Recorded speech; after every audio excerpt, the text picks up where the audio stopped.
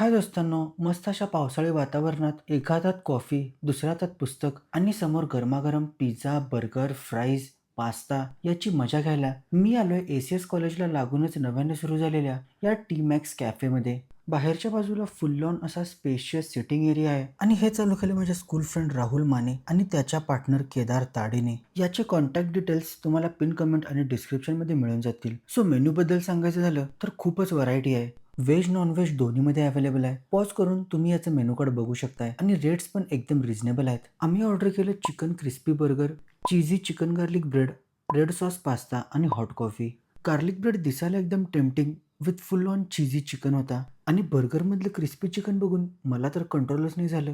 सर्वात पहिला एक तुकडा तोडून खाल्ला. टेस्टबद्दल सांगायचं झालं तर गार्लिक ब्रेड खूपच यमी होता. बर्गर एवढा मोठा होता की एका वेळी तो तोंडात बसतच नव्हता. पण क्रिस्पीनेसमुळे खायला मजा आली.